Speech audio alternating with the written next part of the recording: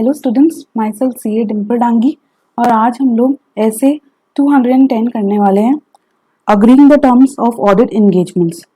अब ये ऐसे पूरा बताता है कि contract between the management and the auditor कैसा क्या होगा, क्या इसके कंटेंट होंगे, कैसे क्या इसके फैक्टर्स को ये अफेक्ट करता है इसके कंटेंट को, और what are the preconditions of an audit. बहुत सारी चीजें हैं इसके अंदर। फर्स्ट इसका ऑब्जेक्टिव क्या है इस ऐसे का। फर्स्ट है कि क्या pre conditions for an audit are present in the agreements, और confirming common understanding between management and TCWG, दोनों के बीच में एक कॉमन अंडरस्टैंडिंग होना चाहिए। Pre conditions of an audit होना चाहिए और एक कॉमन अंडरस्टैंडिंग दोनों के बीच में होना चाहिए। तो अब ये फर्स्ट जो ऑब्जेक्टिव है वो है क्या, pre conditions for an audit. इसको चेक करना पड़ेगा ऑडिटर को, क्या जो भी weather financial reporting framework to be applied in the preparation of financial statement is acceptable।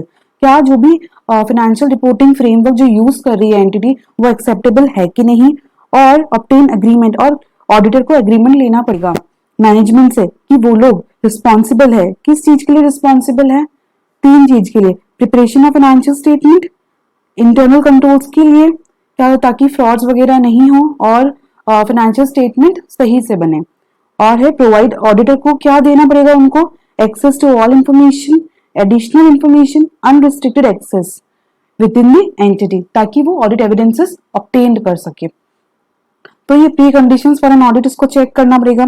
फिर मैंने जैसे दो चीजें, अब आपको ये बता दूं कि दो नोट्स मैंने प्रिपेयर करती हूँ मैं वैसे भी।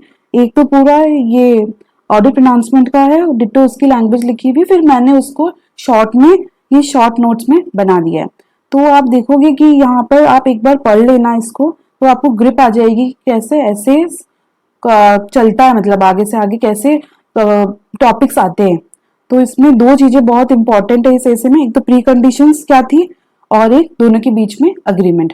तो ये पूरा का पूरा मैंने लिखा है यहाँ पर, आप पढ़ लेना इसको। फिर आप शॉर्ट नोट्स पढ़ोगे तो जो भी आपकी जो की मतलब शॉर्ट में मैंने लिखे हैं बिटवीन ये जैसे मैनेजमेंट, तो आपको समझ में आ जाएगा कि मैंने जो भी शॉर्ट फॉर्म यूज किए हैं।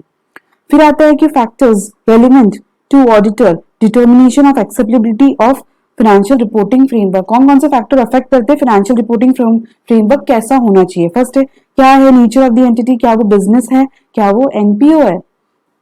Purpose of the financial statement, क्या वो वाइड यूजर के लिए यूज हो रहा है या फिर स्पेसिफिक कोई यूजर है उनके लिए ये फाइनेंशियल स्टेटमेंट बन रहे हैं। फिर आते हैं nature of financial statement, complete financial statement है या फिर सिंगल फाइनेंशियल स्टेटमेंट है। और laws and regulation prescribed applicable financial reporting, whether laws and मतलब ये पूछ रहा है कि क्या लॉज एंड रेगुलेशन कोई अलग से फाइनेंशियल रिपोर्टिंग फ्रेमवर्क तो नहीं प्रिस्क्राइब करते हैं, अगर करता है तो उसको फॉलो करना पड़ेगा। फिर आता है if financial reporting framework prescribe by laws and regulation unacceptable. अब उसको लगता है ऑडिटर को कि जो भी लॉज एंड रेगुलेशंस प्रिस्क्राइब कर रहे हैं फाइनेंशियल रिपोर्टिंग फ्रेमवर्क, उसको लगता है कि ये सही नहीं है, तो वो unaccepted except audit engagement only. तो उसको ऑडिट एंगेजमेंट एक्सेप्ट तभी करना चाहिए जब ये कंडीशंस फुलफिल हो जाए। कौन कौन से कंडीशन? मैनेजमेंट ने बोल दिया है कि वो एडिशनल डिस्क्लोजर दे देगा इस चीज के बारे में, और recognise in audit engagement terms that auditor बोल रहा है मैं इनकॉर्पोरेट करूंगा EOM paragraph in the auditor's report. और वो बोल रहा है कि unless required by laws and regulation to use phrase, जो यूज करते हैं हम लोग ना प्रेजेंट फेयरली या फिर ट्रू एंड फेयर व्यू, वो बोला कि मैं auditor opinion not include such phrase, वो बोलेगा कि मैं ये सब इंक्लूड नहीं करूंगा। तभी अगर उसको लगता है कि फाइनेंशियल रिपोर्टिंग फ्रेमवर्क जो प्रिस्क्राइब करके रखी है लॉज एंड रेगुलेशन अनएक्सेप्टेबल, तभी वो अगर ये दोनों कंडीशन फुलफिल होगी तो ही वो एक्सेप्ट करेगा। If conditions are not present, an auditor required by laws and regulation to undertake audit engagement, then auditor shall evaluate effect of misleading nature of financial statement on auditor's report and include appropriate reference in audit engagement terms।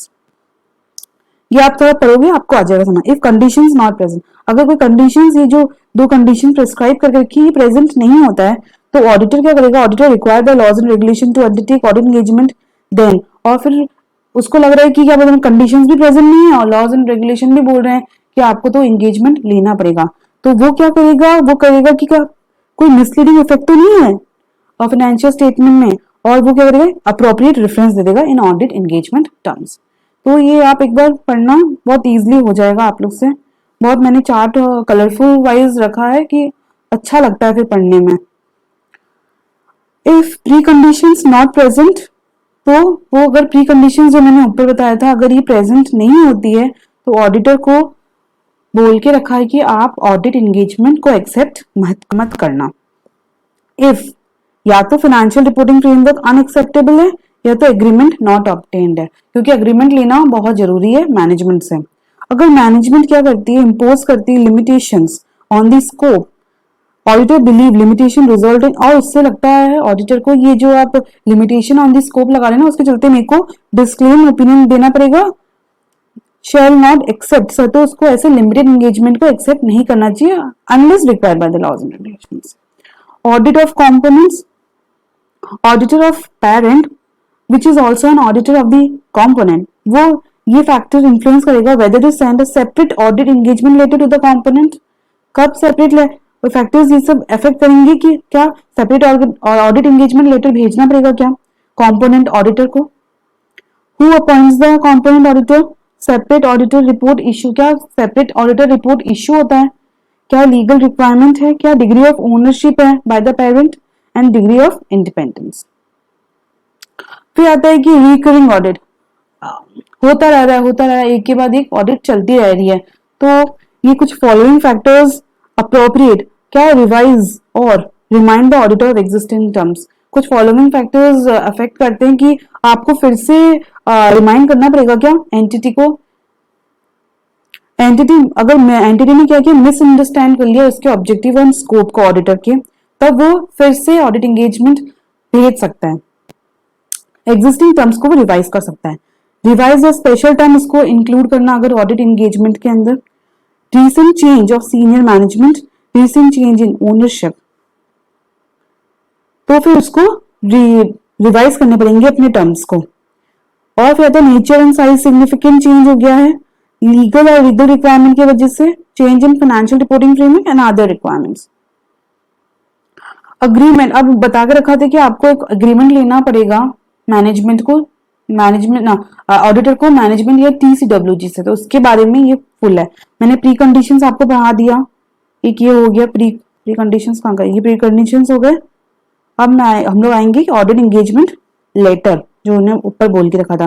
तो audit engagement letter के अंदर क्या होता है, एक तो वो बताएगा मेरा ऑब्जेक्टिव एंड स्कोप क्या है, मेरी रिस्पॉन्सिबिलिटी क्या है, आपकी रिस्पॉन्सिबिलिटी क्या है, ऑडिटर बोलेगा। फिर एप्लीकेबल फाइनेंशियल रिपोर्टिंग फ्रेमवर्क क्या है और expected form and content of audit, audit report में कैसे इशू करूंगा। एंगेजमेंट लेटर में make reference to, for examples कोई कोई और रेफरेंस दे सकता है वो एंगेजमेंट लेटर में। First scope of the audit, form of any communication, कैसे कम्युनिकेशन होगा, inherent limitation, planning and performance, management will provide written representation, draft financial statement, facts from date of auditor report to financial statements are issued, basis on which fees कैसे compute होगी, request management to acknowledge receipt of letter and agree to terms and peer review हो सकता है। Following can, और ये सब भी आप ऐड कर सकते हो। एक तो मैं अदर ऑडिटर को भी ले सकता हूँ अपने कम्युनिकेशन के अंदर, इंटरनल ऑडिटर्स को भी, ऑडिटर्स भी अरेंजमेंट कर सकते हैं, अरेंजमेंट विद द, और any restriction of auditors liability when such possibility exist, or reference to any further agreement between the auditor and the entity, and obligation to provide audit working papers to other parties. Audit working papers मैं दे सकता हूँ दूसरों को, अगर ऐसा कुछ चाहे तो वो ऑडिट एंगेजमेंट लेटर में ऐड कर सकता है। फिर आता है कभी भी एक्सेप्ट, अगर कोई भी चेंज हो रहा है, कोई भी अगर चेंज हो रहा है in the terms of the audit engagement और उससे लगता है कि हाँ रीजनेबल जस्टिफिकेशन है टू लिमिटेड रिव्यू पे जाने के लिए, मतलब एक लिमिटेड एंगेजमेंट रिव्यू और रिलेटेड सर्विसेज में, तो वो to avoid confusing the reader, तो रीडर को कंफ्यूज नहीं करने के लिए वो क्या करेगा, रिपोर्ट में कभी भी मेंशन नहीं करेगा जो पहले का एंगेजमेंट लेटर है ओरिजिनल एंड प्रोसीजर वो अगर परफॉर्म करता in the original audit engagement. If auditor, अगर उसको लगता है कि मैं अनेबल टू एग्री चेंज, मैं चेंज को अग्री भी नहीं कर रहा हूँ और मैनेजमेंट परमिट नहीं कर रहा है मेरे को कंटिन्यू करने के लिए भी, तो ऑडिटर क्या करेगा, विड्रॉ कर देगा एक तो, और वो क्या करेगा, एक ऑब्लिगेशन डिटरमाइन करेगा to report to other parties, TCWG या फिर रेगुलेटर, सेबी हो सकता है। सेबी को अगर रिपोर्ट करना चाहे तो वो कर सकता है। तो ये पूरा ऐसे 210 कंप्लीट होता है। फुल नोट्स देख लेना और यहाँ पर शॉर्ट नोट्स हैं। And thank you.